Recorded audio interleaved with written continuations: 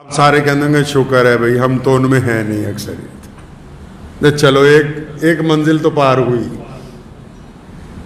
کہ وہ تو شرابی تو معاشرے میں بہت کم ہوتے ہیں. آدھوں نے شکر ادا کیا ہوگا کہ چلو جی ایک کیٹاگری میں سے تو ہم نکل گئے, پہلے والے فیس میں سے تو گاڑی آگے چل پڑی. فرمایا اس بندے کی بھی عبادت قبول نہیں, اس کا روزہ نہیں قبول, اس کی کوئی عبادت اللہ تعالیٰ کو پسند نہیں. یا اللہ کس کی پسند نہیں؟ نبی علیہ السلام نے فرمایا جو بندہ اپنے ماں باپ کا نافرمان ہے, جو بندہ اپنے ماں باپ کے آگے بدتمیزی کرتا ہے, جو بندہ اپنی ماں کا کہنا نہیں مانتا, جو اپنے باپ کا کہنا نہیں مانتا, جو من مرضیاں کرتا پھرتا ہے, جس نے ماں باپ کی رضامندی حاصل نہیں کی, رمضان میں اس کی مغفرت نہیں ہو سکتی ہے. پھنس گئے بہت سارے لوگ. کئیوں کی گاڑی رک گئی ہے, بڑی بدتمیزی کرتے ہیں باپ کے ساتھ, بڑی سخت لہجے میں بولتے ہیں ماں کے ساتھ کہ پتہ نہیں تجھے میں نے روزہ رکھا ہوا ہے. ایسے روزے کا کیا کرنا جو روزہ قبولیت جن سے ہونا ہے, جن کی وجہ سے روزہ قبول ہوگا, جن کے ادب کی وجہ سے روزہ قبول ہوگا, جن کے آگے نظریں جھکانے سے روزہ قبول ہوگا, جن کے پاؤں دبانے سے روزہ قبول ہوگا, تو ان سے بدتمیزی کرتا پھرتا ہے. ایسے بندے کی رمضان میں مغفرت نہیں ہو سکتی ہے. چنگے چنگے لوگ, اچھے اچھے لوگ جو باہر دنیا میں بڑے ولی بنے نظر آتے ہیں, ماں باپ کا احترام نہیں کرتے, اپنے ماں باپ کے پاؤں نہیں دباتے. ایک صاحب تھے بڑے معمولی سے دیندار, اور جو دعا کرتے تھے قبول ہو جاتی تھی, اور حالانکہ کئی گناہ بھی کرتے نے. تو بڑے حیران ہوئے امام صاحب, پوچھنے لگے تو کرتا ایسا کیا ہے؟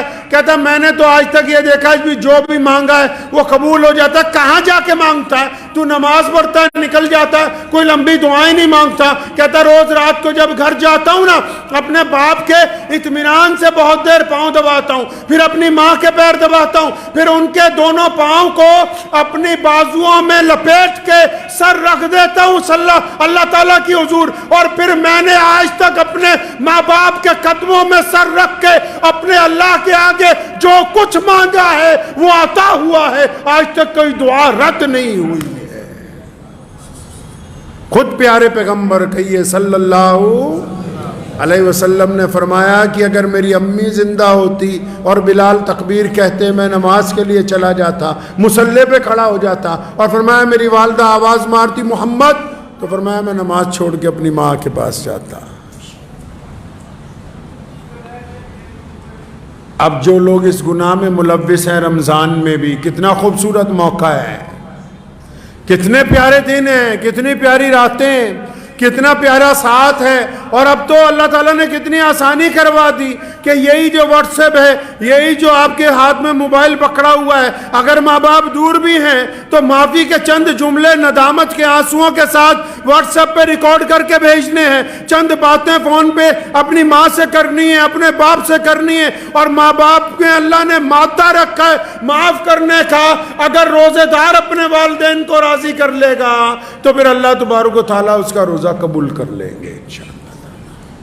اور جنہوں نے ماں باپ کو ستایا بہت ہے نا, اور ماں باپ چلے گئے دنیا میں سے, بڑی بدتمیزیاں کی ماں باپ کے ساتھ, روزانہ ہر ایک نماز کے بعد, روزانہ صبح کو, دوپہر کو, شام کو, افطار کے وقت, سحری کے وقت کثرت سے اپنے ماں باپ کے لیے مغفرت کی دعائیں مانگیں, کثرت سے اپنے ماں باپ کے لیے قرآن پاک پڑھ کے ان کو اصالہ ثواب کریں. تب بھی اللہ تبارک و تعالیٰ راضی ہو جائیں گے جب آپ بار بار اپنے ماں باپ کی مغفرت کی دعائیں مانگیں گے. بغیر ماں باپ کی رضامندی کے یہ روزہ آگے چلنے والا ہے نہیں.